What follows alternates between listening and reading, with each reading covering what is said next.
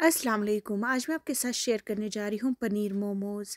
हम सब मोमोज़ बहुत शौक़ से खाते, चाहे बड़े हो छोटे हो, सब शौक़ से खाते। मैं आज आपको दिखाने जा रही हूँ आप घर में आसान तरीके से मोमोज़ कैसे बना सकते हो।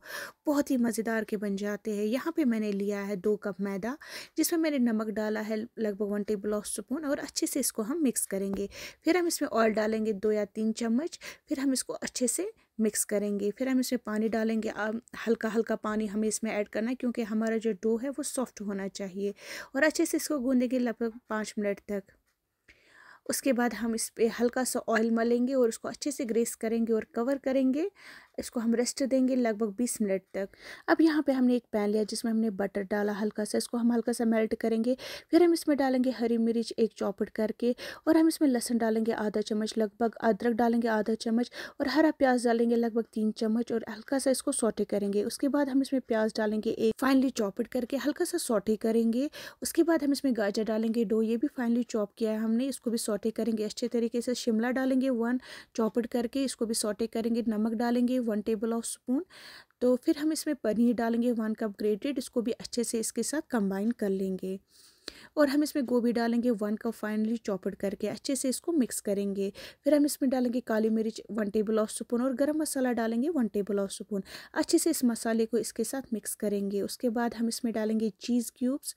ये ऑप्शनल है, आप स्किप भी कर सकते हो, लेकिन इससे बहुत ही बढ़िया फ्लेवर आ जाता है। चलिए, हमारे आटे ने 20 मिनट अच्छे से रेस्ट कर लिया। अब हम जो आटा है इसको छोटे-छोटे बॉल्स बनाएँगे, छोटे-छोटे पेड़े बनाएँगे। बिल्कुल हम ऐसे पेड़े बनाएँगे, कवर रखेंगे, ताकि ये हमारा जो डो है ज़्यादा हार्ड ना हो जाए।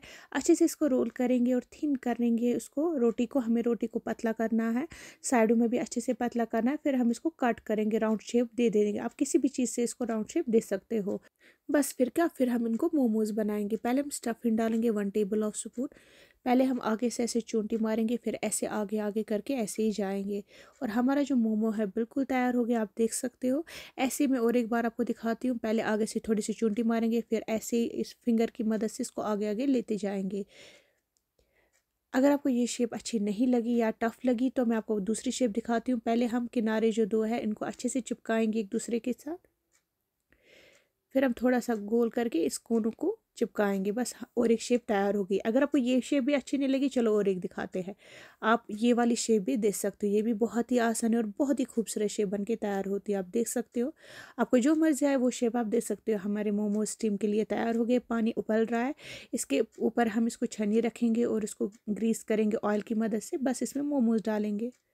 फिर हम इसको कवर करेंगे, स्टीम करेंगे 15 मिनट तक। 15 मिनट के बाद हमारे जो मोमोज़ है बिल्कुल तैयार हो गए। बस अब अपने घरों में ऐसे ही बिल्कुल मोमो बनाना, और मुझे ज़रूर कमेंट बॉक्स में कर लेना कमेंट कि कैसे बने थे। मेरी वीडियो अगर अच्छी लगी तो प्लीज़ लाइक शेयर सब्सक्राइब करिएगा। अल्लाह हाफ़िज़।